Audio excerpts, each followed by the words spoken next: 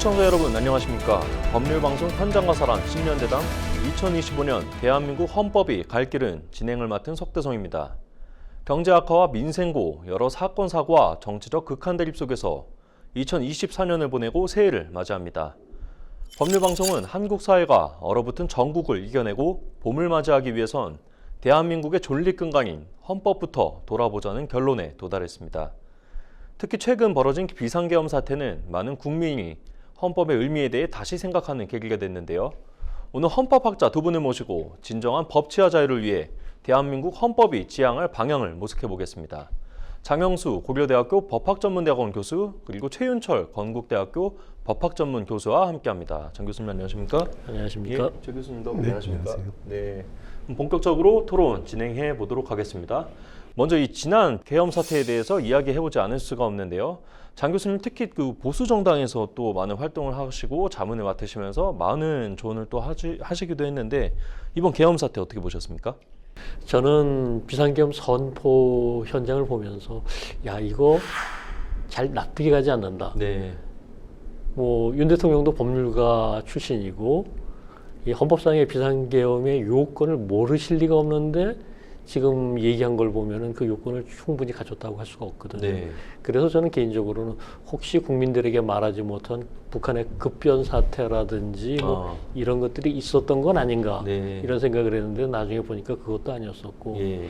결국 이 요건을 헌법상 요건을 갖추지 못한 비상계엄에 대해 야당의 강력한 공세가 있었고 결국 해제 요구안에 따라 해제가 되는 일련의 과정을 보면서 한편으로서는 황당하게 이루어진 비상계엄이고 다른 한편으로서는 이 국회의 계엄해제 요구라고 하는 통제장치가 제대로 작동했다. 네. 여기까지는 그래도 괜찮은데 그 이후에 대통령 탄핵소추에 이어서 권한대행 탄핵소추까지 이어지면서 국정 마비와 혼란이 심각해지는 예. 이런 상황은 이제 헌법적으로 결코 바람직하지 않다.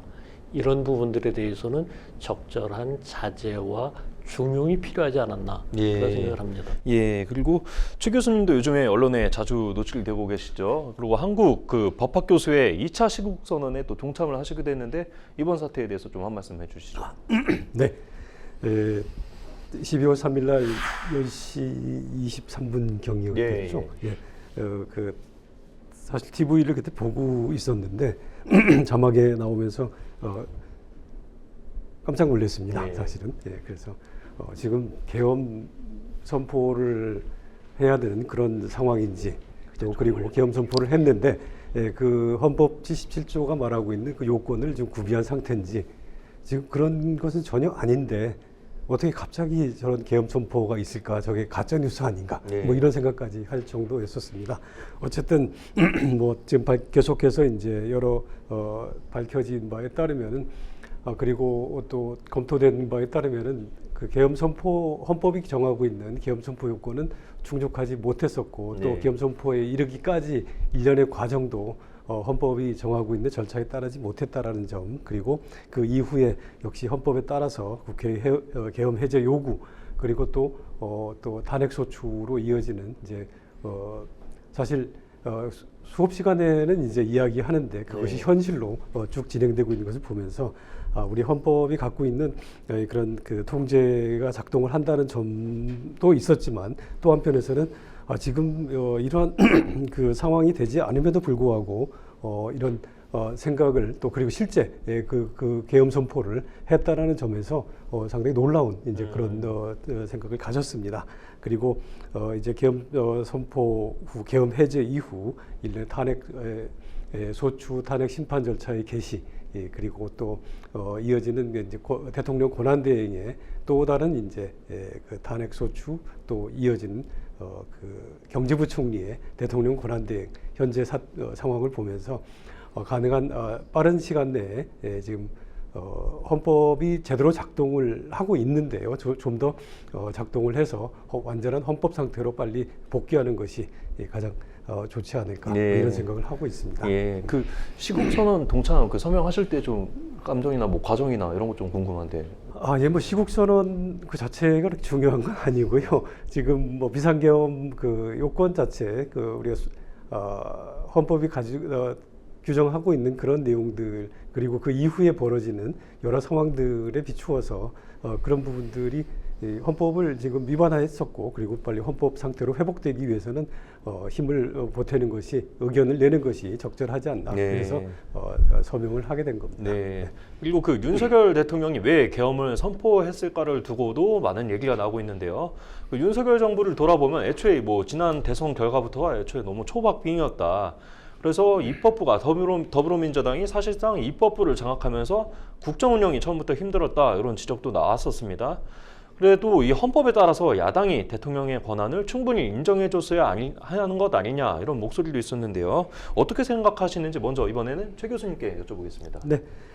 뭐 계엄 선포 당일날 계엄 선포를 할 때 선포한 이유들 그리고 또 그 이후에 이어지는 담화에서 그 국회에서 벌어지는 그런 야당의 뭐 폭거 내지는 파행적인 기타 뭐 이런 주장들을 이제 그 대통령이 계엄 선포의 이유로서 이제 들었었는데 네. 사실은 헌법 77조가 규정하는 그런 내용과는 전혀 무관하죠. 그래서 아마 대통령은 단지 경고성이다 뭐 이런 이야기를 했던 것 같습니다만 예, 그런데 지금 질문하신 대로 그렇습니다. 지금 국회가 이번 올해 4월달에 있던 선거 22대 국회에서 야당의 압도적인 이제 그런 그 의석을 확보하면서 그렇지 않아도 이제 힘들게 국정이 운영돼 왔었지만 더욱 힘들게 됐었죠.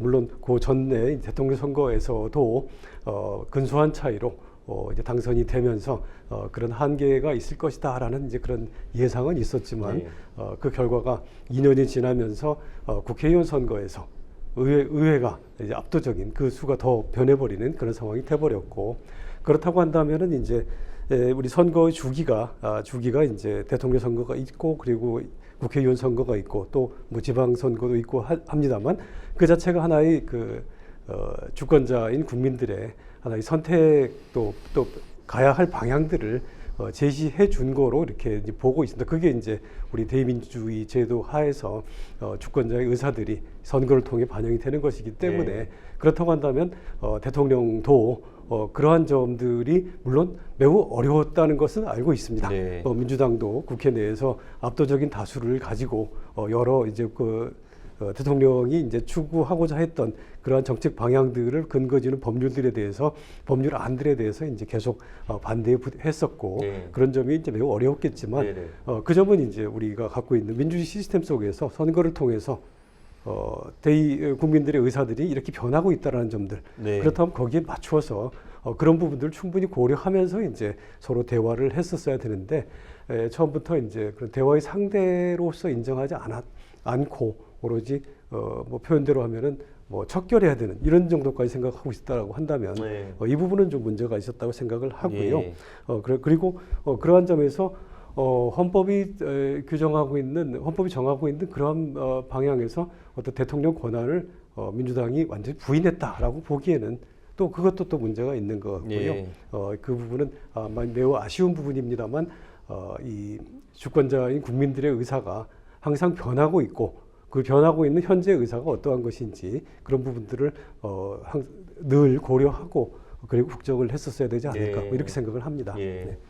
그리고 장 교수님께도 한번 여쭤보겠습니다. 이 지금 최 교수님 말씀하신 것처럼 이제 국정 운영이 제동이 걸렸던 건 사실이었고 그 다음에 이 대통령 권한을 제대로 발휘가 됐나 생각해보면 뭐 제2호국권만 많이 쓰지 않았나 이런 생각도 드는데 어떻게 보셨습니까?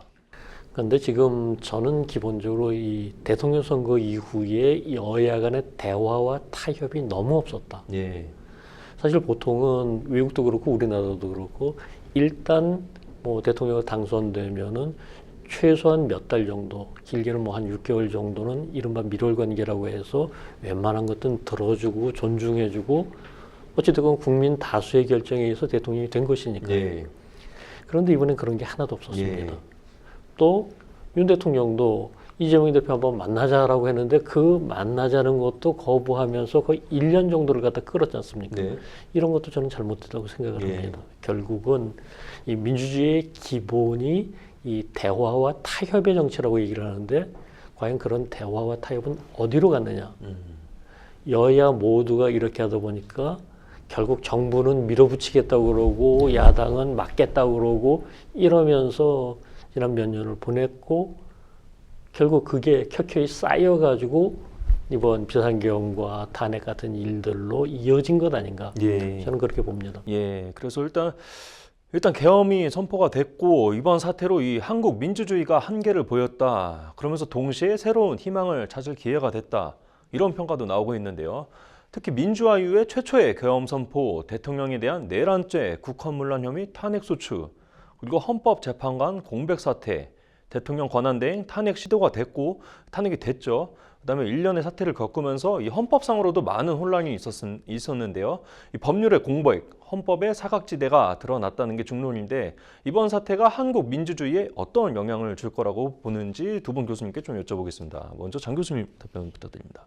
이번 사태는 이 대한민국 전체에 있어서의 중대한 위기 상황이라고 저는 생각을 합니다. 이걸 잘 극복하면은 새로운 도약의 기회가 생기겠지만 만약에 이걸 우리가 제대로 극복하지 못한다면 대한민국이 뭐 10여 년 전에 선진국으로 이제 발돋움했다라고 얘기하는데 다시 여기서 이제 미끄러지는 것 아닌가는 그런 우려도 굉장히 커지고 있고요. 네. 저는 그런 점에 있어서 일단 이 위기라고 하는 게 매우 복합적이지 않습니까? 네. 말씀하신 것처럼 한두 개의 문제가 아니고 그런 상황에 있어서 이걸 제대로 해결하려면 어느 한쪽이 노력해서 되는 게 아니기 때문에 반드시 여야의 협력이 필요하다. 네. 협력 없이 이 위기 극복이 불가능하고 그걸 통해서 민주적인 대화와 타협의 정치가 복원되기를 강력히 희망합니다. 예, 말씀 나온 김에 한 가지 좀 더 여쭤보면 이 한덕수 국무총리 또 탄핵이 됐는데 이거에 대해서는 또 어떻게 생각하시는지? 저는 그 부분에 대해서는 야당이 잘못했다고 봅니다. 예. 미국 같은 경우에서는 대통령과 부통령을 한 비행기에 태우지 않는다고 합니다. 그 얘기는 정부의 1인자와 2인자가 동시에 사고가 생기면 안 된다. 그렇기 때문에 지금 미국 대통령이 탄 비행기가 사고 생길 일이 얼마나 있겠습니까? 예. 그럼에도 불구하고 그런 원칙을 세워두고 있는데 지금 우리는 오히려 거꾸로 국회가 나서서 1인자와 2인자를 모두 탄핵시켜버렸다. 그 얘기는 정부가 제 기능을 하는 것보다는 오히려 정부를 무력화시키겠다는 의도가 더 크지 않느냐. 예. 이거는 윤 대통령의 어떤 비상계엄이 잘못됐다라고 하는 이 차원을 넘어서는 또 다른 문제를 더 심각한 문제를 야기한 것이 아닌가 봅니다. 네, 최 교수님께도 한번 여쭤볼게요. 이 헌법의 사각지대가 이번 계엄을 통해서 이게 드러났다 이렇게 좀 평가가 많은데 교수님 어떻게 생각하시는지 이 한국 민주주의에 어떤 영향을 줄 거라고 좀 보십니까? 네, 헌법의 사각지대라는 글쎄요, 헌법의 사각지대가 어떤 것일까, 구체적으로 어떤 것일까가 상당히 좀 생각을 해봐야 되겠는데요. 그 한편에서는 최근에 논란이 됐던 대통령 권한대행에 대한 탄핵 소추가 대한 정족수가 없지 않는 이것도 네. 이게 사각지대인지 네. 저는 그렇게 생각하지는 않습니다만 네. 아니면 비상계엄을 선포하는 과정에서 그 헌법이 정하고 있는 요건이 또는 우리나라 헌법 여태까지 계속해서 얘기해 왔었습니다만 대통령이 가지는 권한에 비해서 다른 헌법기관들과 사이 관계가 지나치게 비대칭적이다. 이게 사각지대인지 여러 가지 논란들이 있을 것 같습니다. 네. 그리고 그러한 점들이 이번에 상당히 동시에 드러났다고 이제 생각이 되어지는데요. 저도 지금 이번 계엄 사태로 인해서 발생한 현재 한국 헌정의 위기 그리고 우리 국가의 위기 이 부분이 가능한 빨리 신속하게 이제 회복이 되어야만 이제 87년 체제라고 하는 이미 40년이 넘어버린 40년 가까이 된 그리고 그 87년 헌법도 당시 상황에서 급박하게 만들어진 경향도 있었는데 그만큼 이제 그 얘기는 결국 불완전한 이제 그러한 상태였다고 한다면 이번 사태를 계기로 해서 잘 신속히 극복이 되고 그래서 좀 더 업그레이드된 그런 헌법으로 갈 수 있는 그런 계기가 그러면 훨씬 더 나아지지 않을까. 그런데 다만 지금 장용식 교수님도 말씀하셨지만 이 부분에 대해서 서로 극한적인 대립으로만 일관됐을 때 그때 그리고 어떻게 좋은 결과가 나오지 못했을 때 우리가 다시 겪어야 될 그런 그 어려움들, 위기들 이런 부분들이 이제 좀 이제 우려가 되고 만약에 내가 부정적인 쪽으로만 나타난다고 한다면 민주주의 후퇴와 동시에 우리 삶도 상당히 어려워지지 않을까 네. 뭐 이런 생각을 하고 있습니다. 네. 그리고 저는 뭐 지금 국무총리 이제 대통령 권한대행에 대한 탄핵 소추가 바람직한지 여부에 대해서는 글쎄요, 저는 뭐 약간 의견을 좀 달리 하는데, 뭐 헌법은 이제 탄핵 소추에 대해서 정하고 있고, 그리고 헌법의 신속한 회복을 위해서 그 불가피하다면은 그리고 그 영향이 좀 있다 하더라도 충분히 가능하지 않았나, 그리고 그렇게 해서 실행이 되지 않았나 생각을 합니다. 그리고 대한민국이 헌법과 법률에 따라 시스템에서 작동을 한다라는 전제 하에서 어떤 특정 어떤 정치 세력이나 개인들에 의해서 좌지우지 되던 것이 현재 문제였기 때문에 시스템을 믿고 그대로 가는 것이 그 1년 과정 중에 있지 않았을까 그렇게 생각을 합니다. 그 정족수를 말씀해 주셔서 또 한 가지 좀 여쭤보고 싶은 게 이 우원식 국회의장이 그 탄핵안 그 표결을 할 때 상정을 하고 표결을 할 때 이 국무총리 탄핵안이다. 국무총리 탄핵안이니까 국무위원 탄핵 요건에 맞춰서 이게 투표를 하겠다. 이렇게 했었는데 그건 좀 어떻게 보셨습니까? 예, 저는 탄핵 헌법에 권한대행에 대한 탄핵 소추를 할 때 의결 정족수 이 부분은 규정이 되어 있지 않죠. 네. 그리고 다만 이제 헌법 65조는 대통령에 대해서는 이제 제적 3분의 2를 요구하고 기타 공무원을 비롯한 법률의정 공무원들에 대해서는 이제 더 낮은 그 제적 과반수를 요구하고 있는데 그 부분은 결국은 국민적 정당성의 문제에서 출발한다고 봅니다. 대통령 우리가 직접 선거를 통해서 국민의 정당성을 직접 부여받았기 때문에 그래서 그 탄핵 소추 요건을 그 가중해서 정하고 있는 것이고, 그리고 국무총리를 비롯한 국무위원들의 경우는 그렇지 못하기 때문에 이제 차등해서 만들어 놓고 있고요. 그래서 그리고 이번에 탄핵 소추 의결에서 이제 우원식 국회의장이 제적 과반수 다른 국무총리로서 한다는 것도 마찬가지 국무총리 권한대행이지 대통령이 아니기 때문에 그래서 어떤 그 권한의 행사라기보다는 이 정당성의 근거 가지고 그 부분을 판단하지 않았을까. 그 비근한 예로 이제 동일한 선거에 의해 선출되고 있는 국회의원의 경우 제명을 하는 경우에 제적의원 3분의 2를 요구하고 있고 그 부분은 결국 누가 주권자의 국민이 직접 선출했느냐 아니냐 여부가 또 상당히 그 영향을 미친다. 그래서 그 점에 있어서는 문제는 없다라고 저는 그렇게 생각을 합니다.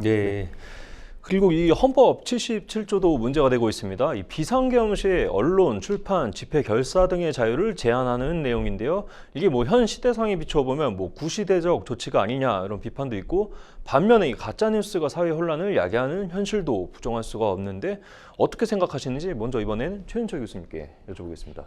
네, 지금 77조가 이제 비상계엄 요건 기타 이제 해서 여러 영역에 대해서 기본권을 이제 매우 제한하는 이제 그런 조치를 할 수 있도록 정하고 있는데, 이번 포고령에도 보면은 이제 그 계엄 포고문에 보면은 1호, 2호, 3호에 걸쳐 가지고 집회, 결사, 시위, 이 정치 활동을 금하는 것, 그리고 가짜 뉴스, 여론 조작, 허위 선동을 금하고, 또 언론 출판은 계엄사의 통제를 받는다. 3호의 경우는 우리가 경험을 보았을 때 계엄사령부가 이제 언론 통제를 해오긴 했었는데, 자, 이런 부분들이 그러면 지금도 계엄 선포가 됐다라고 해서 이런 부분들을 아주 일반적으로 전부 제한하는 것이 적절한지라는 부분은 좀 고려를 해봐야 될 거라고 생각을 좀 합니다. 물론 비상계엄이 이제 엄밀하게 헌법 요건에서 전시, 사변이 발생을 해서 그래서 일반적인 치안력으로는 도저히 회복이 불가능해서 군사력으로 해야 되는 상황이라고 하는 것이 발생했다고 한다면 이제 국민들의 경우에도 기본권 제한이 될 수밖에 없다는 점을 이제 인식을 하고는 있겠지만, 그러한 부분들에 대해서 이제 이 언론 출판이라고 하는 또는 집회라고 하는 민주주의의 가장 기초적인 그러한 자유들에 대해서 일반적인 극도의 제한을 하는 것은 좀 더 고민을 해봐야 되지 않을까 생각을 하고요.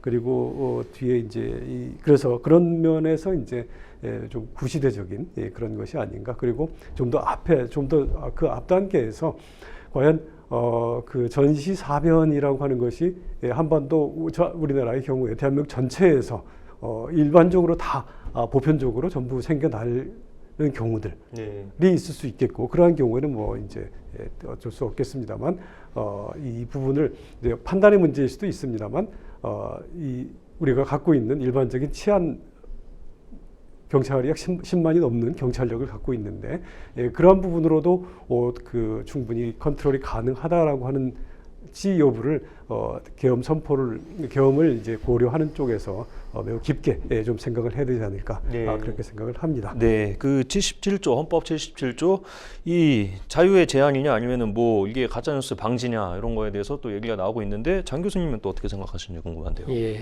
일단 저는 여기에서 이번 12.3 비상계엄을 기준으로 삼아서는 안 된다. 네. 왜냐하면 12.3 비상계엄이라고 하는 것이 이건 보수 진보를 막론하고 대부분의 법률가들은 비상계엄 요건 갖추지 못했다. 그렇기 때문에 위헌이고 위법이다. 이렇게 얘기를 하고 있는데 결국은 이런 상황이 아니라 제대로 비상계엄의 요건을 갖춘 상태에서 제대로 효력을 발생하는 이런 상황을 전제해야 된다. 가장 대표적인 것으로서는 우리가 6.25 전쟁 같은 경우를 얘기할 수 있겠지만 그런 전면전이 아니라 국지전이라 하더라도 혹은 그것에 준하는 대규모 폭동 같은 것이 있다 하더라도 일단 77조의 요건을 갖춘다고 볼 수 있을 겁니다. 그러면은 이런 예외적인 상황에 있어서는 예외적인 조치가 필요하다.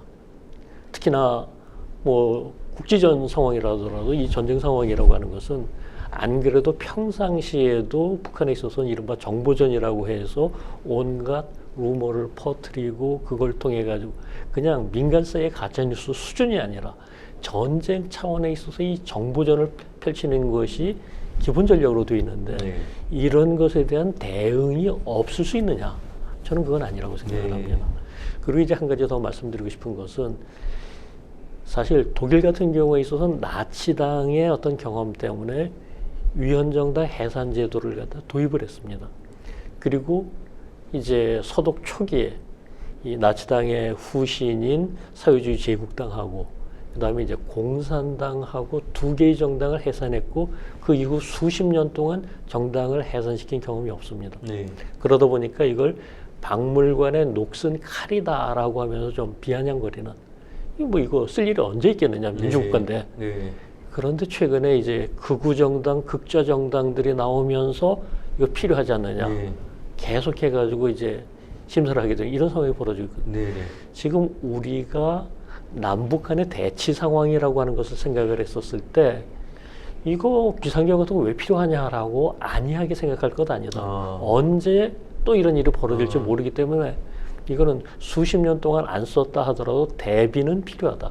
제도 자체는 유지되어야 된다라고 저는 믿습니다. 이번에 그 포고령 보고 어떤 느낌 드셨는지 좀 궁금한데 뭐 전공의 처단 뭐 이런 내용도 또 들어가 있지 않았습니까? 이게 또 황당했던 얘기고요. 그래서 이게 지금 말씀대로 이게 뭐 그 전시 상황이 될 수도 있으니까 일단은 이제 지금 정전도 아니고 지금 이제 뭐 그냥 잠깐 이제 전쟁을 멈춘 상태이기 때문에 언제 또 이제 그 남북 대립이 있을지도 모르고 이런 상황이 되기 때문에 지금 교수님 말씀하신 것처럼 이게 언제 쓰일지 모른다라고 말씀하셨는데 이 포고령 이번에는 좀 어떻게 보셨나요? 지금 포고령도 그렇지만 실질적으로 헌법에서는 이 정부나 법원에 대해서 특별한 조치를 취할 수 있다고 얘기를 하면서 국회는 언급을 안 합니다. 그 얘기는 국회가 만약에 비상계엄이라고 하는 것이 대통령에 의해서 남용된다면 그때 통제할 수 있는 권한을 국회가 계엄해제 요건 이번에도 발동되지 않았습니까? 이것을 가지고 있는 국회를 무력화시킨다면 이 통제에 대한 오남용에 대한 통제 장치 자체가 이제 무력화되는 것이기 때문에 국회는 건들지 마라. 그런데 지금 포고령 1조에 보면 국회를 포함해서 지방의회는 또 왜 들어가는지 모르겠는데 지금 이런 식으로 한 것은 적어도 법률가인 대통령이 판단이 들어간 건지 아니면 도대체 뭐 옛날 하던 거 그냥 그대로 갖다 쓴 건지 예. 이거부터 그렇고 또 이제 그 뭐 전공이나 이런 문제들도 이제 좀 이게 비상계엄하고 뭐 그렇게 직접적인 관련이 있느냐 하지만 또 한 가지는 이제 뭐 많이 얘기 나왔었죠. 처단이라는 표현을 썼던 무슨 인민재판 하는 것도 아닌데 예. 왜 여기서 처단이라는 이런 구시대적인 용어가 나오는지 뭐 전체적인 인상은 이거 충분히 숙고한 보고령이 아니라 네. 좀 급조되었다 예. 이런 인상을 받았습니다. 자, 지금부터는 OX 답변 형식의 질문을 드릴 텐데요. 제가 질의하면은 두 교수님께서는 생각하시는 바를 O 또는 X로 표시해 주시면 되겠고요. 자, 하나 둘 셋 하면 들어주시면 됩니다. 자, 먼저 첫 번째 질문 드리겠습니다. 나는 1년의 형국 속에서 근시일 안에 헌법을 개정할 가능성이 있다고 생각한다. OX로 표시해 주시면 되고요. 좀 말씀드린 것처럼 하나 둘 셋 하면 들어주시면 되겠습니다. 자, 하나 둘 셋. 예, 지금 장 교수님 O 드셨고, 최 교수님 X 드셨는데 먼저 장 교수님. 예. 지금 아까 이제 헌법에 사각지대라는 말을 쓰셨는데 네. 뭐 사각지대까지는 아니더라도 적어도 현재 여러 가지 문제점들이 드러나고 있다는 것이 하나의 계기가 되어서 사실 저는 우리나라 이제 헌법이 지금 48년부터 87년까지 39년 동안 9차례 개정이 됐는데 네. 그 이후 현재까지 단 한 번도 개정이 되지 않았다는 것도 네. 시대에 뒤떨어졌다. 예. 이런 점에 있어서 안 그래도 헌법 개정의 필요성은 있는데 그 필요성을 조금 더 자극하는 계기가 만들어졌다. 예. 이렇게 생각합니다. 그리고 장 교수님 X 드셨죠? 저 가능성이 없다. 장 교수님 쪽에 계십니다. O를 드셨? 네, 저는 X 됐습니다. X 예. 들었고요. 예.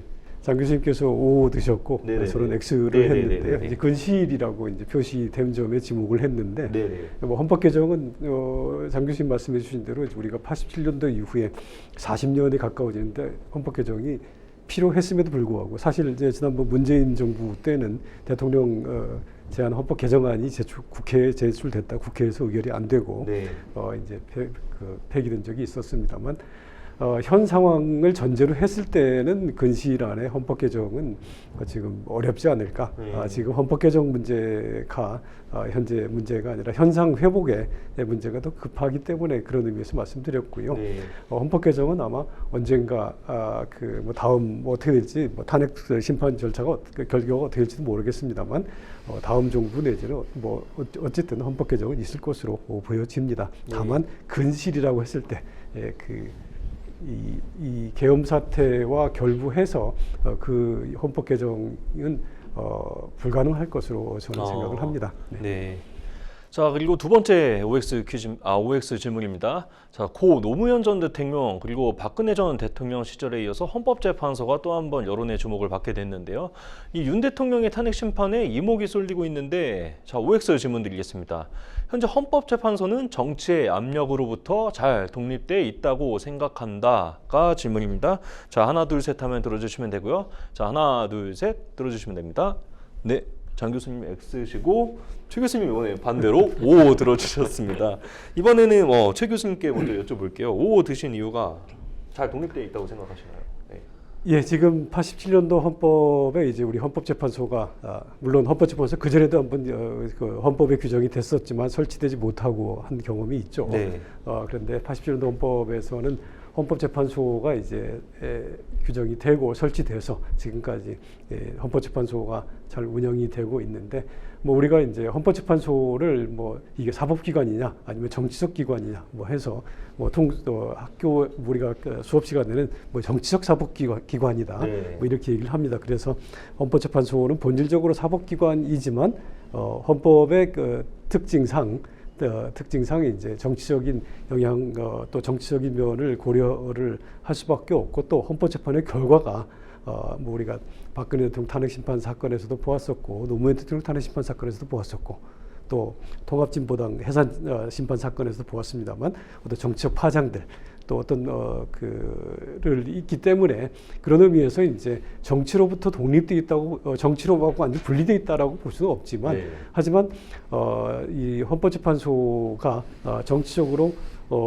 독립돼 있어야 되고 또 그리고 현재까지는 제 개인적인 판단에는 헌법재판소가 누가 제청을 하고 임명하고 선출했는지 상관없이 9명의 재판관들 중심으로 해서 지금까지는 정치적으로 잘 독립해서 운영이 되고 있다라고 생각을 합니다. 다만 네. 이제 이번에 탄핵 심판 사건을 심리하는 과정에서 현재 재판관 이제 3명에 대한 뭐 임명 여부 이런 부분이 논란이 되고 있습니다만 이 부분이 이제 어떻게 진행되는지 부분들을만 본다고 할 때는 현재 상당히 정치적 영향을 매우 많이 받고 있다. 뭐 이렇게는 생각을 하고 있습니다. 네.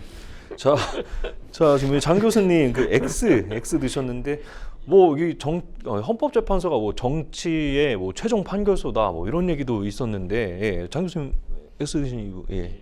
일단 두 가지 측면에서 생각을 하는데요. 첫 번째로는 임명 과정에서 정치의 영향이 너무 크다. 네. 국회에서도 그렇고 대통령도 그렇고. 그리고 두 번째로는 지금 현재 이 최 교수님도 방금 말씀하셨습니다만 이 헌법재판관 3명이 이제 공석 중인 상태고 네. 여기에 대해서 초기에는 민주당에서 이제 충원을 계속 미뤄왔습니다. 그리고 그때 당시에 있어서는 검사 탄핵이나 뭐 이런 것들 잔뜩 해놓은 상태에서 탄핵 결정 빨리 나지 말아라. 뭐 솔직히 이런 내심의 의도를 가지고 있었던 것이 아닌가 싶은데 지금 현재는 또 이제 입장이 바뀌어가지고 네. 국힘 쪽에서 이제 충원을 안 하려고 하고 네. 민주당께서 빨리 해서 탄핵 결정을 해야 된다 이러고 네. 있고 결국 이것은 제가 생각하기에는 이 헌법재판관들이 그러한 정치적인 영향력, 압력에 따라서 재판하느냐와의 문제는 변론으로 하고 네. 일단 압력 내지 영향력은 많이 있다. 아, 많이 있다. 예. 예, 그렇게 봅니다. 그러면은 이게 판결도 이게 시대 흐름에 따라서 좀 이제 바뀌잖아요, 이게. 그러면 이게 헌법재판소 판결도 어떻게 보면 그 대중의 목소리나 이런 거에 대해서 좀 영향을 많이 미친다 이렇게도 생각을 하실 수도 있겠네요. 지금 저는 그 부분에 대해서는 애초에 헌법의 취지가 미국 같은 경우에 있어서는 하원에서 소추하고 상원에서 결정합니다. 아무래도 이제 정치적인 판단이 될 수 있고 대중들의 목소리가 많이 들어갈 수밖에 없겠죠. 네. 그런데 우리나라는 그런 것들을 피하기 위해서 말하자면 사법기관인 헌법재판소가 결정하도록 했고 이거는 미국식 제도가 아니라 독일식의 제도를 갖다 이제 받아들인 거거든요. 네. 그리고 그런 법원의 판단에 있어서는 여론 재판은 안 된다. 네. 이게 이제 가장 기본적인 원칙 중에 하나이기 때문에 저는 재판관들이 그런 것은 충분히 고려하리라고 생각합니다. 아, 최 교수님, 그 전 교수님 의견 어떻게 보십니까? 예, 저도 뭐 그 점은 전적으로 동의합니다. 네. 우리 헌법재판소가 사실 박근혜 대통령 탄핵 심판 사건에서도 이제 비슷한 얘기가 나왔었죠. 그 대통령이 임명한 재판관도 있었고, 그리고 대법원장이 이제 그 제청한 재판관도 있었고, 국회가 선출한 재판관도 있었고, 그런데 결과는 당시 물론 한 명의 재판관이 이제 결혼이 돼 있었습니다만 결과는 재판관 전원이 그 심판을 인용을 해서 파면 결정을 했었고 그래서 누가 선출하고 누가 제청하고 하는 부분들과 변론으로 헌법재판소라고 하는 사법기관의 독립성들 그런 부분들은 재판관 스스로가 충분히 잘 알고 있기 때문에 네. 뭐 이번 탄핵 심판 사건에서도 어떻게 이제 갈지는 잘 모르겠습니다만 네. 뭐 재판관들이 그 갖고 있는 그런 그 법적 양심 그리고 헌법 정신에 따라서 그 심판을 할 것으로 생각은 되어집니다. 그 결과가 정치적으로 어떤 결과를 가져올지는 그야말로 변론의 문제라고 네. 생각합니다. 자, 그리고 어찌됐든 뭐 개헌 이야기가 계속 나오고 있는데 가장 중점이 되는 것 중에 하나가 이 대통령제 개편인데 이 대통령제를 4년 중임제로 도입하자 이런 의견도 나오고 있습니다. 자, OX 질문 드리겠습니다. 대통령 4년 중임제는 추후 한국 정치 스타일에 부합할 수 있다. OX로 표시해 주시면 되고요. 예, 또 들어주셨는데 장 교수님 이번에도 X 들어주시고 최 교수님은 O 들어주셨습니다. 부합하지 않는다부터 조금 부합한다부터 좀 들어보겠습니다. 부합한다. 예. 예, 뭐, 우리 헌법 개정 논의가 있으면은 항상 대통령제냐, 의원내각제냐 또는 뭐 그 중간 형태인 과도 뭐 이른바 이원 집정부제를 비롯한 논의들이 있긴 합니다. 그런데 네. 우리 헌법은 일관되게 이제 거의 대부분 약간의 몇 년 기간을 빼고 대통령제를 택해 왔었고, 저는 이제 일단 대통령제가 우리의 헌법 또는 국민들의 기본적인 그 어떤 생활 정서에 좀 더 부합하지 않나라는 전제 하에서 말씀을 드린 거고요. 그리고 이 임기가 이제 현재 87년도 헌법부터 5년 단임으로 그전 헌법 전두환 정권 하에서는 이제 7년 단임이었었고, 물론 그 전에는 이제 6년으로 뭐 연임이 가능하도록 돼 있었습니다. 계속해서 이 대통령 임기를 둘러싼 이제 그런 그리고 헌법 개정 논의가 나오면은 그 임기 가지고 주로 문제를 삼았었는데요. 일단 5년 단임이라는 것이 이제 현재 87년 헌법 이후에 그렇게 큰 효율성이 없었다.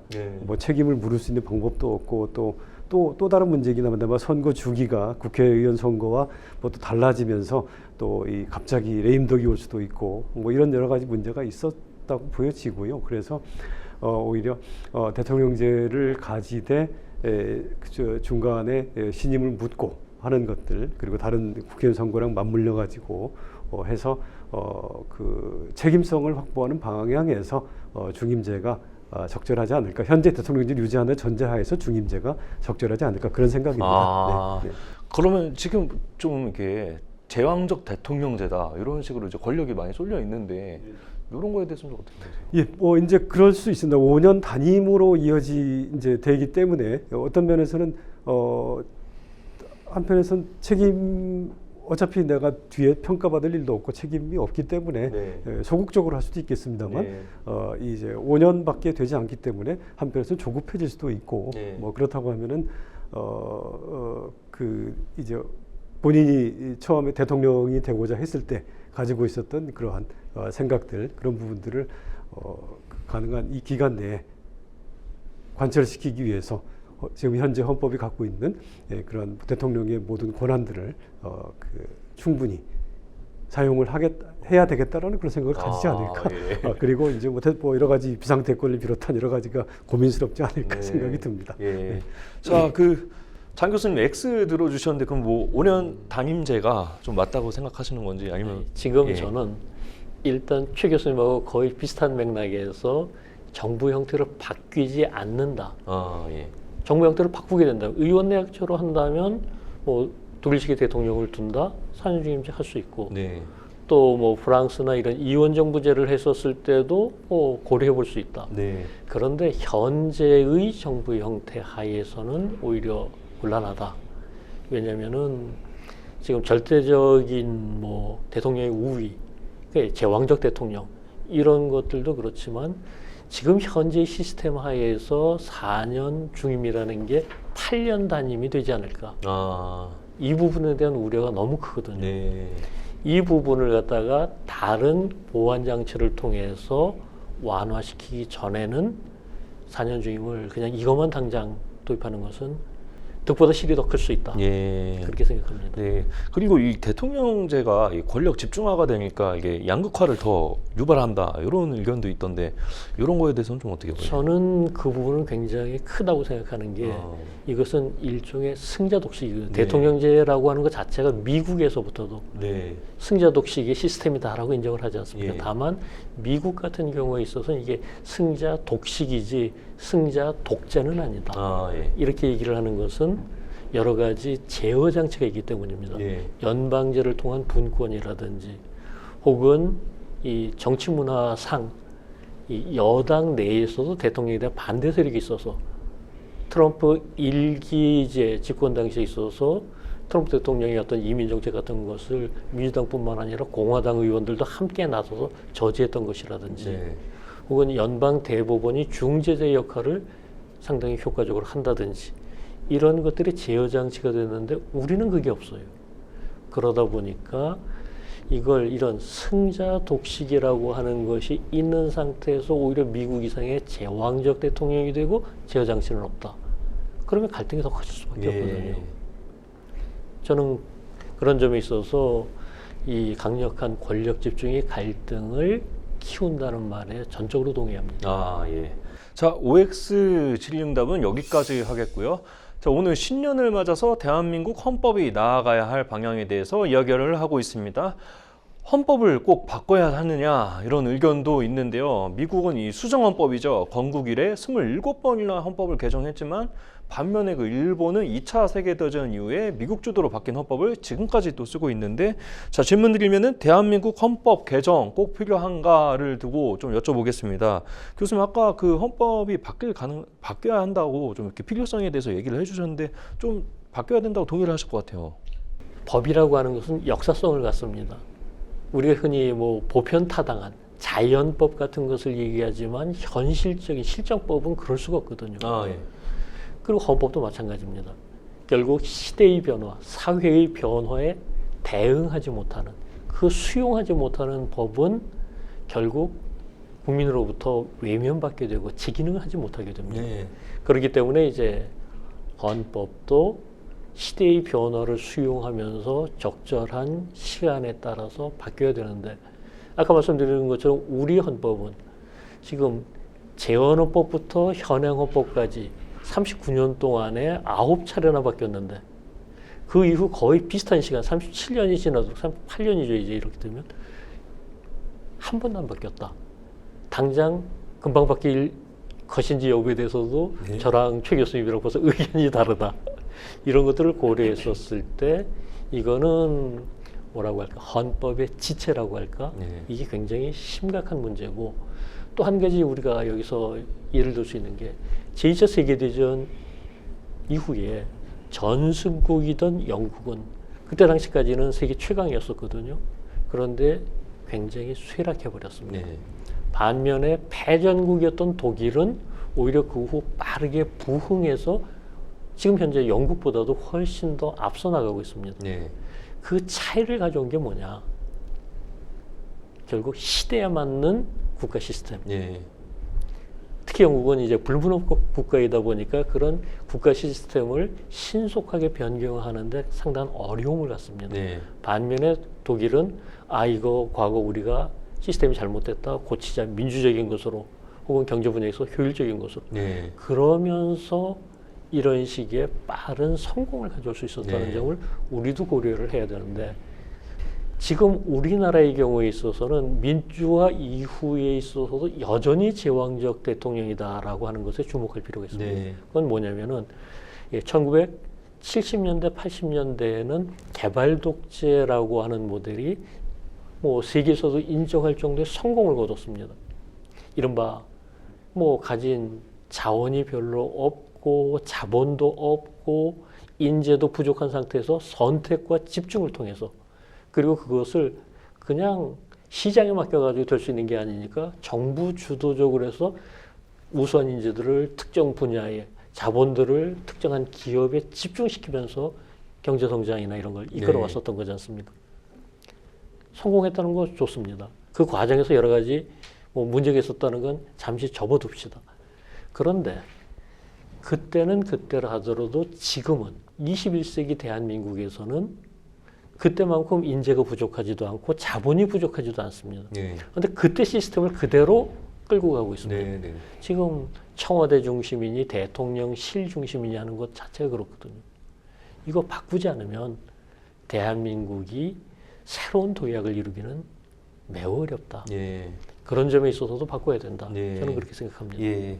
그리고 최 교수님 그 이주민 문제 해결에 또 전문적으로 앞장서서 계셨는데, 이 시대가 또 다문화로 바뀌는 만큼 헌법도 달라져야 한다, 이렇게 또 생각을 하실 수도 있을 것 같아요. 어떻게 생각하십니까? 뭐 생각할 수도 있다가 아니라 생각을 이렇게 하고 있고요. 예. 헌법은 지금 뭐 장영식 교수님 참 말씀 잘 자세하게 해주셨는데, 현행 헌법인 사실 그 87년도 현행 헌법, 민주화 이후의 헌법 또 이제 당시의 상황, 시대적 상황에서 한계가 있었고, 또 바로 그 직전에 61년도부터 그 87년까지 이르는 그 과정들, 그때의 그 헌법들, 이 부분들이 헌법 개정의 횟수와 상관없이 이 헌법이 특정 이제 권력의 집중, 기타 여러 가지 목적을 위해서 헌법 개정이 주로 이루어졌다는 점에서 네. 그 지금 아까 미국 수정헌법이 그리고 또 독일 기본법이 뭐 67회 이상 개정이 되고 하는 그 과정들과는 상당히 다른 이제 그런 그 개정의 이유들이 있었고 결국은 권력을 집중을 하는 방향으로 오다가 87년 헌법에서 비로소 이제 다소 완화된, 하지만 87년 헌법 자체도 그 전까지의 그러한 그 독재적인 헌법을 신속히 극복을 하는 그러한 과정에서 이루어졌기 때문에 그 여전히 한계를 갖고 있었고 네. 그런 면에서 헌법 개정이 지금 있어야 된다. 그리고 그 이후에 얼마나 많은 이제 시대가 사회가 변했습니까? 헌법이 네. 뭐 우리가 뭐 개방적이고 추상적이고 정치적이고 이념적이다 뭐 이런 얘기를 하지만 그럼에도 불구하고 현실과 벗어난 그리고 뭐 일방적인 그 말도 안 되는 그런 해석을 이게 시대가 그러하기 때문에 문구에 정해져 있음에도 불구하고 이렇게 볼 수 있다라고 하는 것은 한계가 있죠. 네. 그래서 현재 우리 21세기 현재의 상황에 맞추어서 그 전에 뭐 불과 몇 년 전만 해도 예를 들어서 국민들의 시위도 보면은 뭐 그 전에 그 돌을 던지던 그런 방식에서 뭐 한 10년 전, 8년 전에는 촛불을 들었다가 네. 이번에 또 이제 각종 응원봉들이 등장하는 네. 방식으로 사람들의 생각들이 또 그리고 국가에 대해 생각하는 것들 그리고 다른 사람들의 사회에 대해 생각하는 것들이 바뀌고 있다고 한다면 그 기본적인 틀을 정하고 있는 헌법은 당연히 거기에 맞춰줘야 된다고 생각을 네. 합니다. 헌법에다가 우리를 맞출 수는 네. 없고요. 그런 면에서 헌법 개정은 있어야 되고 지금 아까 다문화 이주민 말씀하셨지만 그 부분도 이제 현재 우리 4% 가까이 차지하고 있는 이제 외국계 주민과 또 이제 체류 외국인들 부분들을 87년도 상황에서는 그 우리 상상할 수 없었던 이제 그런 상황이었었고 그 당시에는 외국인의 포션이 0.몇 % 정도밖에 안 됐으니까 그런데 이제 이 외국인과 그리고 외국 이주 배경 국민들을 통합할 수 있는 그러한 또 헌법적 기반들이 그래야지만 그 헌법적 기반에 근거해서 각종 법률과 정책들 그리고 실제 이제 선주민과 그리고 이주민 간의 그런 갈등을 최소화하면서 통합할 수 있는 그런 기반이 되어야 되기 때문에 그런 면에서 헌법도 이제 그런 내용을 담아야 되지 않을까 그런 생각을 합니다. 그 반면에 일본은 지금 헌법이 한 번도 바뀌지 않지 않았습니까? 이거 좀 신기하기도 한데 최 교수님 어떻게 보세요? 이렇게 헌법이 안 바뀌는 거에 대해서 일본이. 글쎄요, 그 일본 사회에 대해서 그 일본도 물론 이제 수정헌법 구조 아니 그 일본 헌법 구조를 가지고 수정헌법이 아니라 일본 헌법 구조 그 무장 뭐 할 것인지 말 것인지 논의가 계속 있었지만 거기도 못 바꾸고 있죠. 그 조항에 대해서는 이제 일본 국민들의 기본적인 이제 사고가 더 이상 전쟁에 대해서 그 경험들을 이제 그걸 저지하고 있는 걸 생각이 되어지는데 모르겠습니다. 일본 사회가 또 어떻게 변할지 그 부분은 알 수 없고 일본도 아마 헌법은 언젠가는 개정이 되겠죠. 다만 방향이 어디로 갈지 그리고 일본은 이제 헌법을 이제 점령국인 연합국에 의해서 특히 미국에 의해서 이제 이식됐다. 뭐 아니면 강제됐다. 뭐 그런 성격도 있긴 합니다만 어떤 면에서는 일본 국민들에게 글쎄요, 전제는 아까 일본인 잘 모르기 때문에 그 일본 국민들에게 우연히 잘 맞아서라고 생각할 수도 아니면 평화 헌법이라고 하는 이제 얘기를 하고 있는데 그 부분에서 여전히 충분히 수용 가능한 방식이 아닐까 뭐 이렇게 생각을 합니다. 저 일본에 대해서는 특별히 제가 아는 바가 없어서. 장 교수님 혹시 의견 뭐 있으십니까? 일본에 대해서. 네네. 그 시장 경제 뭐 이런 게 지금 반영이 지금 말씀하신 것처럼 이게 뭐 시대에 따라서 이게 좀 바뀌는 게 맞는 건데 일본 같은 경우는 지금 한 번도 안 바뀌었는데 이런 거 좀 지금 2차 세계대전 이후에 안 바뀌었다고 하지만 그 이전에 이제 군국주의 시절의 일본 헌법하고 비교했었을 때 일본 국민들이 그래도 옛날보다 지금이 낫다 이렇게 느끼는 것이 많고 또 아까 이제 최 교수님 말씀하신 구조 문제와 관련해서는 사실 결국 군대를 못 둔다라고 하면서 자위대라는 이름으로 둘 건 또 다 두고 있지 않습니까? 네. 그런 면에 있어서 조금 융통성 있게 해석하는 이런 것을 통해서 그 간극을 메워가는 것들도 있지 않나 네. 이렇게 생각합니다. 예. 제가 일본 헌법에 대한 질문을 드렸었는데 이게 뭐 최 교수님도 말씀하셨다시피 뭐 미국 헌법은 일제 개인의 자유와 권리를 강조를 하고 있고 뭐 강력한 대통령제, 연방제를 기반으로 하고 있습니다. 반면에 이 전범국 일본은 평화주의와 함께 집단적 복지를 강조를 하고 있는데요. 서로 다른 정치적, 사회적 가치를 담고 있기 때문에 이렇게 또 다른 것 아닌가 싶은데 헌법학자 두 분께 묻겠습니다. 대한민국 헌법의 특색이나 특성을 살린다면 어떤 것을 내세울 수 있을까요? 근데 장 교수님 먼저 답변 부탁드립니다. 일단 현행 헌법이 어찌됐건 역대 헌법 중에서 국민적인 지지를 가장 많이 받았고 뭐 지금 이제 개정이 필요하긴 하지만 거기서 살릴 점들은 살려야 되겠죠. 예. 그리고 그런 맥락 속에 있어서 이 현행 헌법의 특징은 과거의 어떤 독재의 경험 이걸 갖다 되풀이하지 않겠다라고 하면서 대통령 직선제와 5년 단임제를 특징으로 삼았습니다. 물론 이게 이제 절대적이라는 얘기는 아니지만 뭐 지금까지 국민들 가운데 어떤 역사적인 경험을 통해 가지고 확인된 가치로 이제 공유되고 있는 것이 독재는 안 된다. 장기 집권 안 된다. 예. 내지는 대통령이든 어느 정치 세력이든 과도한 권한은 안 된다. 예. 그럼 이 방향으로 앞으로 더 나아가야 된다. 저는 개인적으로 이렇게 생각합니다. 유신 시절에 대통령의 권한이 전체 국가 권력의 한 8, 90%였었다면 이 5공화국에서는 그보다 약간 덜어져서 6, 70%. 그런데 지금 민주화되었다고 하는 현행헌법에서도 3분의 1, 3권의 하나로서 네. 뭐 한 33%를 가지고 있느냐? 절대 아니다. 예. 최소한 4, 50%는 넘는다. 이렇게 네. 생각하거든요. 예. 이거 더 덜어내고 민주화를 안착시켜야 된다. 그게 이제 헌법의 발전 방향이라고 생각합니다. 그리고 최 교수님께 또 여쭤보겠습니다. 한국 헌법만의 특색을 살린다면요? 예, 우리 헌정사 지금 장 교수님 말씀하신 대로 우리 헌정사를 돌아보지 않을 수밖에 없는데요. 아까 헌법 개정 9차례 했었습니다만 그 헌법 개정이 9차례 이루어지는 과정에서 대부분의 헌법 개정은 특정한 특별히 그 정치 권력을 특별히 또 대통령의 정치 권력을 강화하는 그런 방향으로 계속 그 헌법이 개정이 돼 왔었죠. 네. 뭐 유신헌법 같은 경우에는 이제 대통령이 먼저 전두환 헌법도 그랬습니다만 대통령이 먼저 나오고 그 다음에 이제 국회가 나오는 순서로 네. 가지고 있었고 또 유신헌법의 경우에는 최근에 뭐 정치권 논의됐던 국가 원수로서 뭐 그런 권한 실질적인 권한을 뭐 국회의 3분의 1을 구성한다든가 네. 뭐 이런 식으로 이제 됐던 경험들을 갖고 있었고 이 부분을 극복해낸 것이 이제 현재 우리 헌법인데 이 헌법도 여전히 이제 이런 최근의 사태들을 이야기했고 또 그 일련의 그 과정 중에서도 계속해서 대통령의 권한이 지나치게 강하다. 뭐 이런 얘기를 했었습니다. 그런데 이 부분은 뭐 현행 헌법만 국한해서 본다면은 그 많은 발전이 있었고 그 부분을 받쳐준 것이 저는 우리 헌법에서 이제 헌법재판소가 충분히 많이 그 역할을 했다라고 생각을 합니다.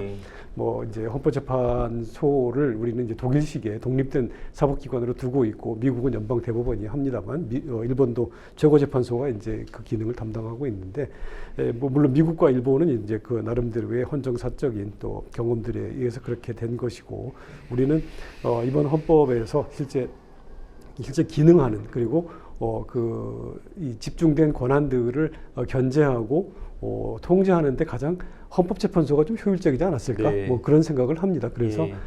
좀 더 이제 헌법재판 기능들이 다음 개헌을 한다면은 좀 더 독립적이고 그리고 또 이건 이제 뭐 예를 들어 선출 과정이라든가 또 누가 헌법재판소 재판관이 되느냐 문제들 이런 걸 전부 합쳐서 하는 얘기들이고요. 그리고 또 이제 그 과거 우리 헌법에 보면은 이제 그 환경에 관한 이런 권리라든가 이런 부분들이 규정이 되어 있는데 이 헌정사 쪽으로 보면은 이 환경권 35조입니다만 35조가 규정될 당시에 이 환경권에 대한 기본적인 그런 헌법적인 그런 인식이 있었는지는 변론으로 네. 하고 결국은 그러한 부분들이 부족한 하나마 현재 상황들을 좀 그 기후 위기라든가 이런 부분들을 어느 정도 헌법적으로 보강해주고는 있지 않을까, 보완해주고 있지 않나 생각을 네. 하는데, 물론 헌법 개정이 있다고 한다면 이 부분들이 앞으로 여러 가지 그런 기후 위기라든가 이런 부분들과 맞물려서 좀 더 이 보완이 되면 더 낫지 않을까. 현재로서는 그 정도 그 상당히 우리 헌법의 특색으로서 내세울 수 있지 않을까 생각을 합니다. 장 교수님께 좀 여쭤보고 싶은데 내년에 이 헌법적인 뭐 시대적 과제가 있다면 어떤 게 좀 있을 수 있을지 좀 궁금하고, 이게 갈등과 분열이 계속 되고 있는데 이 헌법이 조정 역할을 할 수 있을지도 궁금합니다. 어떻게 보십니까? 저는 그런 의미에서 제10차 개헌, 이제 개헌을 하면 10차 개헌 되지 않겠습니까? 네. 10차 개헌의 화두로 삼아야 될 것은 분권과 협치, 이렇게 생각을 합니다. 사실 승자 독식의 구조를 깨고 여야가 상생하면서 어떤 발목 잡기 경쟁이 아니라 선의의 경쟁을 할 수 있도록 하는 이런 시스템을 만드는 것이 대한민국의 발전을 위해서 가장 중요한 과제고, 네. 이걸 위해서는 뭐 예컨대 국회를 분권화시켜서 상원과 하원으로 나누면서 분권을 좀 더 심화시키는, 정부를 대통령과 총리로 이제 이원화시키면서 뭐 이원정부제 시스템에 따라서 선의의 경쟁이, 대통령과 총리가 발목 잡기가 아니라 서로 간에 이제 선의의 경쟁, 누가 더 잘하는지. 네. 그리고 국회는 뭐 거기에 대해서 이제 예컨대 뭐 총리를 갖다 국회에서 선출하면서, 지금 야당 같은 경우에 대통령은 국민의 직선에 의해 가지고서 뭐 어떤 여당에서 가져가지만, 야당이 총리를 하면 대통령이 일을 갖다가 발목 잡을 게 아니라 대통령보다 총리가 일 더 잘한다. 네. 이렇게 보일 수 있도록 하는 것이 아. 더 바람직한, 네. 나라 전체를 위해서 바람직한 것이 아니냐, 네. 이렇게 생각을 합니다. 네, 장 교수님 방금 이원 집정부제 뭐 이런 거 말씀해 주셨는데, 만약에 이제 헌법 개정이 된다라고 한다 그러면은 이 조문은 좀 들어갔으면 좋겠다, 이런 거 좀 있으실까요? 이게 첫 번째로는 이제 대법원이나 헌법재판소에 대해서 대통령의 영향력을 최소화시키자. 네. 뭐 아까 이제 최 교수님 말씀하신 것하고도 같은 맥락인데, 사실 사법부에 대한 대통령의 코드 인사라고 하는 게 네. 어떤 이 삼권 분립을 많이 약화시키고 이 제왕적 대통령을 갖다가 이제 강화시키는 이런 요소이기 때문에 그렇고요. 두 번째로는 이제 뭐 관련해서 대통령과 총리가 이제 실질적인 분권을 통해서 총리가 대통령 밑에서 일하는 것과 달리 좀 대등한 위치에서 일하도록 하는 것이 바람직하다. 네. 세 번째로는 뭐 어떤 기본권 파트와 관련해서는 아까 최 교수님 말씀하신 이 기후 위기나 뭐 이런 것들과 관련한 뭐 구체적인 내용들은 뭐 법률이나 혹은 국제 조약에서 정해지겠지만, 적어도 이게 헌법적인 의미와 비중을 갖는다는 명시적인 규정은 필요하지 않을까. 그리고 더불어서 이제 정보기본권 같은 경우, 이런 것들도 이제 새로운 기본권으로서 명확하게 규정할 필요가 있다라고 예. 생각합니다. 네, 최 교수님께도 좀 여쭤보겠습니다. 좀 아까 그 다문화 얘기하시고 기후위기 또 얘기하셨는데, 기본권 같은 거 말씀해 주셨는데, 헌법이 개정된다면은 이런 내용 꼭 들어가야 된다라고 하시는 게 있다면요? 네, 지금 뭐 우리 헌법에 이제 그 여러 장으로 돼 있죠. 그래서 뭐 총각 부분, 기본권, 그리고 이제 국가 기관 구성과 관련한 권한 부분이 있는데, 우선 총각 부분에서 제가 항상 그 고민스러운 것이, 이제 다문화 또는 우리가 이주민 또 외국계 국민 얘기를 하고 있는데, 헌법 구조가 항상 마음에 걸립니다. 헌법적 구조는 이제 국가의 이제 책무에 대해서 특히 민족 문화의 창달과 그리고 전통 문화의 개성 발전에 노력해야 한다라고 돼 있는데, 물론 견해들이 이제 여러 가지 있을 수 있겠는데, 헌법 속에 이제 물론 헌법 전문에도 그렇고 또 헌법 69조도 민족 문화의 창달 노력해야 한다고 대통령 선서가 있고 합니다만, 그 부분들을 좀 더 문화 중립적으로 헌법 구조를 개정을 하는 것이 어떨까. 이런 생각을 합니다. 그래서 예. 국가가 어떤 특정한 뭐 민족 문화라든가 전통 문화라는 부분들을 그 집중해서 그 책무로 삼기보다는 문화적 중립성과 다양한 문화들이 동시에 발현될 수 있도록 하는 이제 국가의 그 책무로 변경을 시키는 것이 그 적절하지 않을까 생각을 하고요. 그리고 기본권 조항에서는 이제 장영수 교수님 말씀해 주셨지만 이제 정보 기본권과 관련된 부분들이 사실 명시적인 규정들이 좀 해석을 통해서 헌법재판소 해석을 통해서만 이제 그 계속해서 사실상 기본권화 되어 와 있는데 이 부분들은 헌법 개정에서 저도 전적으로 동감합니다만 헌법 개정을 한다면 그 부분이 국민의 기본권으로서 이제 기본권으로서 이제 규정이 돼야 될 것으로 생각을 합니다. 예.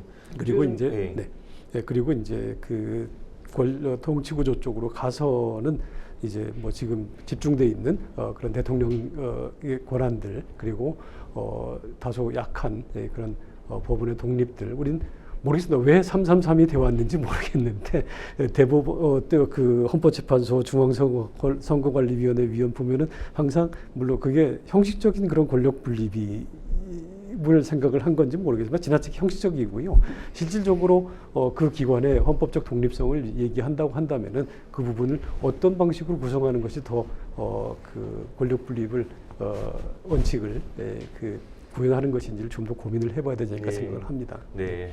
자, 마지막으로 한 말씀 듣고 마무리하겠습니다. 새해를 맞아서 국민과 헌법 관련해서 가장 중요한 메시지를 전달하신다면요.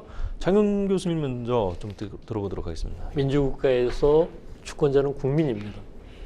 따라서 이제 헌법의 주인도 국민입니다.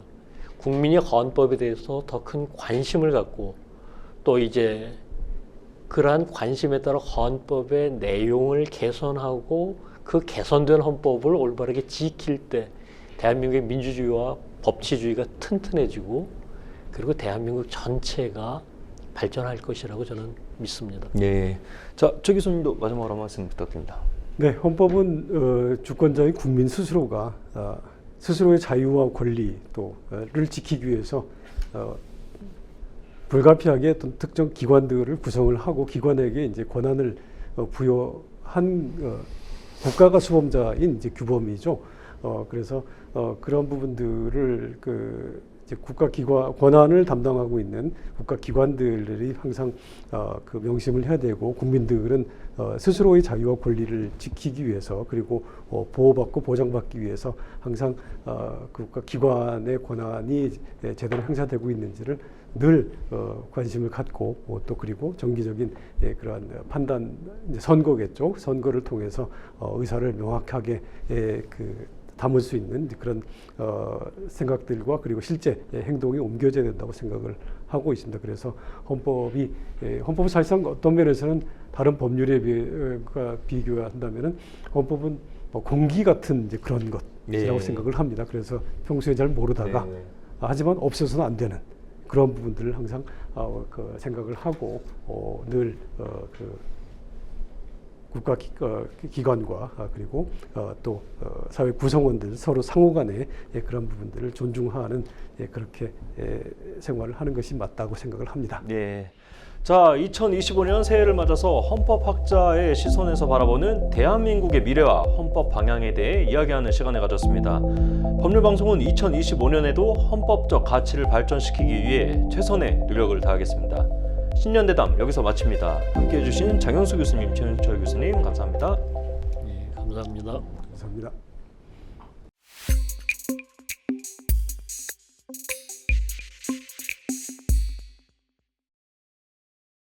한 주간의 이슈를 집중 분석하는 뉴스픽 시간입니다. 신년첫 뉴스픽에서는 연말연시 주요 사건 사고를 다룰 텐데요. 첫 번째 소식은 전 국민이 안타까움 속에 지켜봤던 제주항공 추락 사건입니다. 탑승객 181명 중 생존자 2명을 제외한 179명이 모두 사망한 대참사였는데요. 이 참사 원인 중 하나로 지목되는 버드 스트라이크, 즉 조류 충돌 사고가 최근 6년간 무안 국제공항에서 10건이나 발생했다고 하는데 조나리 기자 설명해 주시죠. 네, 그렇습니다. 6년간 10건이라고 하면 적은 수치 같은데요. 비행 운항 횟수 대비 발생 비율은 전국 14개 지방공항 가운데 가장 높은 수치입니다. 국토부가 발표한 공항별 조류 충돌 예방 활동 인력 현황을 보면 무안국제공항의 경우 4명이 배치됐습니다. 하지만 사고 당일 무안공항에 근무하고 있는 조류 충돌 예방 인력이 1명이었다는 보도가 나왔는데요. 네. 규정상 최소 2명 이상이어야 한다는 설명입니다.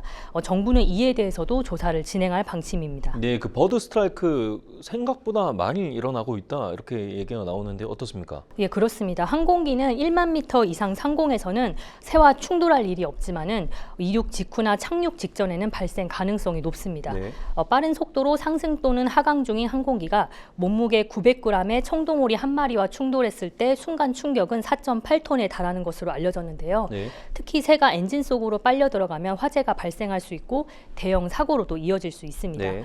국내에서는 2019년부터 올 상반기까지 조류 충돌이 623건 발생했고 이 중 7편이 긴급 회항한 것으로 조사됐습니다. 네, 그 고어라운드라고 하죠. 이 기체가 그 착륙을 했다가 다시 또 올랐는데 이게 그 다음에는 랜딩 기어가 나오지 않아서 문제가 됐습니다. 이 기체 결함 문제도 배제할 수는 없을 것 같은데 어떻게 보십니까? 네, 그렇습니다. 이번에 사고가 발생한 기종은 보잉사에서 제작한 것으로 국내 저비용 항공사가 주로 운행하고 있는데요. 과거에도 여러 차례 크고 작은 사고가 발생했습니다. 네. 대표적으로 2022년 중국 동방항공이 운항 중에 추락했던 사고와 동일한 기종이기도 합니다. 당시 추락 원인은 기체 손상으로 추정됐습니다. 이후 동방항공은 해당 기종의 운항을 중단한 상태입니다. 예. 그리고 그 기체 정비와 관련해서 그 제주공항 직원들이 예전에 그 블라인드랑 뭐 이런 커뮤니티에 올린 글들이 지금 또 주목을 받고 있는데 어떤 내용이죠? 네, 종합을 하면은 정비사들이 휴식 시간을 보장받지 못하고 타 항공사 대비 과도한 업무에 시달리고 있다는 지적인데요. 예. 네, 야간에 13시간에서 14시간을 일하며 밥 먹는 시간 20분을 제외하면 쉬는 시간이 없고 실제로 최근에 정비 사고가 잇따랐다고 주장하고 있습니다. 네. 다만 통상 항공기 사고 조사는 수개월에서 길게는 수년까지도 걸리는데요. 네. 이번 사고 역시 정확한 사고 원인이 나오기까지 오랜 시간이 걸릴 것으로 전망되고 있습니다. 네, 안타까운 사고가 발생했는데 하루빨리 좀 해결이 됐으면 좋겠고요. 자, 다음 주목할 뉴스는 어떤 거죠? 네, 바로 10년 만에 역사 속으로 사라진 단톡법 폐지 소식입니다. 네. 단톡법 폐지 법률안은 지난달 26일 국회 본회의를 통과했는데요. 공포 6개월 후부터 시행됩니다. 네. 네, 단통법은 이동통신 시장의 투명성을 확보하고 소비자의 정보 격차에 따른 가격 차별을 막고자 도입됐습니다. 공시한 지원금 외에 추가 지원금은 금지했기 때문에 전국 어디서나 같은 기종의 같은 요금제의 경우 휴대폰 가격이 같도록 했는데요. 네. 하지만 이로 인해 단말기 가격이 비싸졌다는 소비자 불만이 10년 내내 끊이지 않았습니다. 네. 예, 실효성에 대한 의문도 계속 제기됐었는데요. 암암리의 불법 지원금 제공이 계속 끊이지 않았기 때문입니다. 네. 그럼에도 이동통신사는 지원금 규모가 줄면서 지난 10년간 영업이익이 상승했습니다. 결국 소비자 호생은 줄고 통신사만 이득을 안겨준다는 비판에 따라 지난해 법안 폐지가 본격적으로 논의되기 시작했습니다. 예, 그 법이 뭐 이제 제도가 도입됐어도 사각지대가 있을 수 있는데 이 부작용이 나올 수도 있는데 이런 거에 대해서는 어떻게 좀 대비를 하고 있습니까? 네, 그렇습니다. 해결할 과제도 물론 적지 않은데요. 단통법 도입 이전의 과도한 가격 차별과 과대 광고, 소비자 기만 행위가 증가할 수도 있다는 우려도 나옵니다. 네. 때문에 시행령을 통해서 이를 막아야 한다는 얘기가 나오고 있는데요. 또한 이 통사가 10년 전처럼 과도한 출혈 경쟁에 동참할지 여부도 사실 미지수입니다. 네. 통신업계는 지난해부터 통신비 절감 정책에 따라 저가 요금제를 이미 출시해 왔습니다. 네.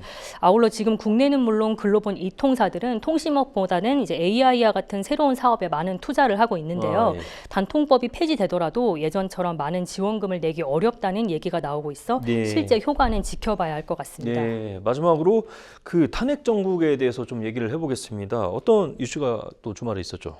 네, 헌법재판소가 이제 3일 두 번째 변론 준비 기일을 열었는데요. 네. 앞서 첫 번째 변론 준비 기일에서 국회가 제시한 5가지 탄핵 사유를 4가지로 재정리했습니다. 네, 구체적으로 12.3 비상계엄 선포 행위, 계엄 포고령 1호 발표 행위, 군 경찰 동원 국회 방해 행위, 영장 없이 중앙선거관리위원회를 압수수색한 행위 등입니다. 네, 또한 현재는 윤 대통령 탄핵 심판 사건에 대해 형사 재판이 아닌 헌법 재판이라고 규정했는데요. 예. 심판 절차를 지연하려는 윤 대통령 측 의도를 차단하고 신속하게 진행하겠다는 의지를 내비쳤다는 분석입니다. 네, 그리고 지난주 토요일 날도 이 집회 관련 집회가 또 있었는데 현장에 다녀오셨었는데 어떠셨습니까? 네, 지난달 14일 윤 대통령의 두 번째 탄핵 소추안이 가결된 후에도 집회가 계속 이어졌고 규모가 줄지 않고 있는데요. 예. 탄핵 심판 절차가 종료될 때까지 집회가 계속 이어질 것으로 보입니다. 네. 다만 집회가 장기화되면서 국민 분열도 심화할 것으로 보입니다. 특히 선관위는 물론 여당에서도 반박하고 있는 부정선거론이 점점 거세지고 있거든요. 예. 네, 지난달 광화문에서 열린 탄핵 찬반 집회 현장에 다녀왔는데요. 시민들 목소리 듣고 오겠습니다. 그러니까 도저히 그 상식적이지 않은 일들이 계속 반복되는 거를 참을 수가 없어서 나왔습니다. 그러니까 저는 항상 이제 상식적인 사람들이 비상식적인 사람들까지 배려를 하는 바람에 많은 손해를 보고 있다고 생각을 하거든요. 근데 지금의 일들은 그걸 아득히 뛰어넘는 일들이라 빨리 조속히 이제 올바른 방향으로 해결이 되었으면 좋겠습니다.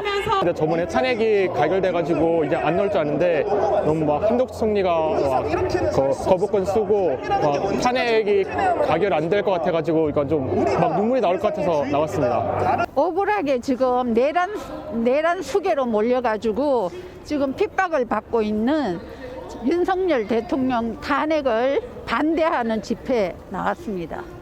그리고 그 선관위의 그 무지막지한 부정선거, 4.15 부정선거부터요, 3.9 대통령 선거까지, 요번 2004년도 총선까지 모두가 부정선거입니다. 우리 국민들은 다 알고 있어요. 예, 그 찬반 집회에 참여한 시민들의 목소리가 상당히 간극이 느껴지고 있습니다. 분열과 대립을 극복하고 화합의 시대를 이루는 새해가 됐으면 좋겠습니다. 뉴스픽 여기까지 듣겠습니다.